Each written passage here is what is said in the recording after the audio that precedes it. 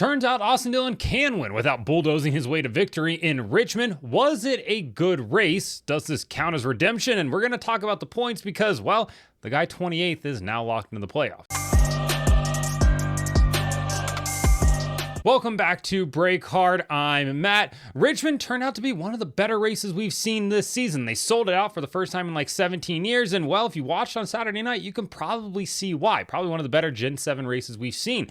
But it was Austin Dillon going to victory lane, not having to dump Joey Logano, hook Denny Hamlin, and claim victory and then have NASCAR take away your playoff eligibility. Instead, he just went out there and led a whole bunch of laps and won the race on merit.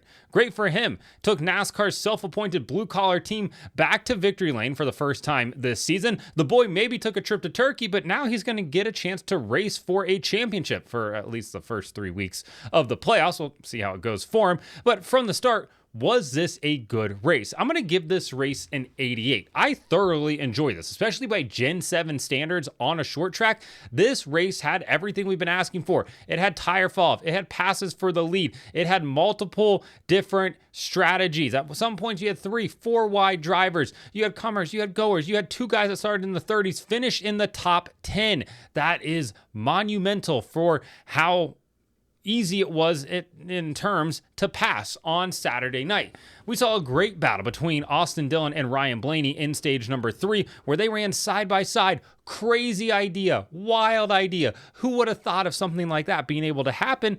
And this was a fun race. This was definitely one of the better races we've seen. In stage number 1, it kind of got started off with exactly how we kind of expected it to. Ryan Preece, he led early. AJ Allmendinger, he looked somewhat fast. Kyle Larson dropped, he started 30th. He dropped back, not great for him. But then the tire strategy started to play off. Some guys split stage number 1. Some guys like Ryan Preece tried to run it long to kind of save one of those sets for later in the race. Ultimately, it was Denny Hamlin, Tyler Reddick, who had pitted, flipped it, and then they were able to catch Ryan Preece rather easily because Preece is out there limping around on old tires. Like I said, tire fall off was absolutely huge on Sunday, somewhere probably around 3.5 seconds. In that range. With 12 to go, Reddick got around Preece for the lead, and Tyler Reddick would go on to win stage number 1. It was a really good day for 23XI Racing because Reddick won stage 1, Bubba Wallace won stage number 2. Bubba Wallace led a race high 123 laps, but it would be a pit issue that would eventually doom him. But before we get to that, we got to talk about what happens in stage number 2 because you guys are never going to believe this. Denny Hamlin got a speeding penalty on pit road. I know. I'm as shocked as you are about this. Never would have thought that would happen. It's like making a toy store and being like, can you guys believe it made $1 billion? No, I just can't believe it. Yeah, of course I'm going to believe it. AJ Allmendinger also got a penalty for interference as well. Bubba Wallace took the lead in stage number 2, and like I said, led 123 laps. Then we had an incident where Daniel Suarez seemingly just got tired of the 54 of Ty Gibbs, who was out on old tires limping around, and just ran into him, moved him up the racetrack. He ends up tagging the 45 of Tyler Reddick, spins Reddick around. I believe Reddick was running second at the time there. Suarez just got impatient and, just kind of used up Ty Gibbs there. Later on in the race, Tyler Reddick kind of showed his displeasure with Daniel Suarez, took him high up the racetrack, didn't wreck him, but, let him know, hey, man, not happy about that whatsoever. Then we had another big accident, like the big one struck at Richmond. And last week was the Go Bowling at the Glen was the sponsor. Kyle Busch decided to go bowling at Richmond. This weekend, a week too late, he basically pulled an Austin Dillon. He dumped Chase Briscoe getting down into turn 3, and then he hooked Chase Elliott and turned him head on into the wall coming off of turn 4. Not on purpose. I know people are like, oh, yeah, intentionally hooked him. He's got to be suspended for that. He was just trying to get away from the wreck. Didn't realize the 9 was to the inside of him there. But he did cause quite a bit of damage to a number of vehicles in that incident. Not the best for Kyle Busch, especially when his teammate went out there and led as many laps as he did. Kyle finished 16th. He did have the fastest car in practice, but was not able to replicate that in the race. Then we had stage number 3. Austin Dillon took the lead, and I was like, oh, okay, is this 2024 again? Are we going to see a repeat of last year? No, we wouldn't see a repeat of last year. Bubba Wallace loses his left front. He ends up stopping in the 19's pit box for them to put that left front tire back on, but the damage was done already there. He would end up finishing 28th on the day, 2 laps down. Just a brutal finish for a car and a team that would absolutely have been in contention to win this race had that not have happened. Then Ty Gibbs, he's got a long brake pedal, car smoking. Yeah, buddy, you got to go another 100 laps with that. Ultimately, he was able to do that, finishes 18th on Sunday. Then we had that phenomenal battle between Austin Dillon and Ryan Blaney, where they ran side by side, something that we haven't seen on short tracks much at all this season. And it seemed like all of our complaints about the Gen 7 car just went away for a night. Yeah, they still exist. It's still going to be hard to pass. Aero is still super touchy and like aero dependent for sure. But for one night with tire fall off, it felt like this was not that bad of a car. Like, oh, okay, like we can actually get things done with this. Maybe putting a little bit more horsepower into it as well would actually help out. I'm not really sure. But this race was won when Austin Dillon undercut Ryan Blaney, pitted about 2 laps before him, is able to get out. He unlapped himself right as Blaney was deciding to come to pit road that lap, and that was all she wrote. The 3 car got out to about a 4-second lead, and the 12 of Blaney couldn't catch up to him. The 48 of Alex Bowman couldn't catch up to him, and Austin Dillon goes to victory lane. I tweeted out, like, I don't ever hope for cautions, but I kind of want to see a caution just to see how Austin Dillon would handle the situation here at the end. But history does not always repeat itself, and it did not on Saturday night. In Richmond, Austin Dillon goes to victory lane. We'll break down our top 10 real quick. Dillon wins, Alex Bowman in second. A really good night points-wise for Alex Bowman. He was reeling him in there at the end. Kind of complained about Jesse Love maybe being in his way. I went back and watched. I don't think Jesse Love was in his way as much as he thought Jesse Love was in his way. I think it was maybe just more frustration. I think Bowman kind of alluded to that in some of his interviews after the race. Ryan Blaney comes home in third. Joey Logano in fourth, and Austin Cindric in fifth. Really strong night for those Penske cars, 3, 4, 5, plus Josh Berry back in eighth. Kyle Larson comes home sixth. A solid run for those guys after having super struggled basically since May. Daniel Suarez in seventh. Josh Berry in eighth. Brad Keselowski in ninth, and Denny Hamlin rounding out your top 10. Shout out to Zane Smith, a P11 finish for he and that 38 Front Row Motorsports team. And also, last week's winner, Shane Van Gisbergen, finishes P14 on an oval. Yeah, keep moving the goalposts, that's fine, but he's starting to figure it out. And this was a high tire wear track, and maybe one that suits him a little bit better, although he didn't really seem to think that it was going to suit him. Regardless, phenomenal run for he and that entire team. Now, let's talk about some point standings real quick, because this is where things are going to get incredibly headed to Daytona next weekend. Obviously, Daytona's a wild card. There's a solid chance somebody outside the top 16 in points is going to win a race, or somebody outside of our 14 winners, plus, Tyler Reddick and Alex Bowman, who are currently occupying those 2 point spots. Right now, Tyler Reddick is plus 89 over the cutoff line. So in theory, he's okay, right? You would think that. Alex Bowman is plus 60 over the cutoff line. Again, in theory, super safe. All Alex Bowman really has to do is just not wreck next week if there's not a new winner. Now, if there is a new winner, that makes it 1 spot. And as you can see, there's 39 points separating Alex Bowman, 29 points rather, separating Alex Bowman and Tyler Reddick.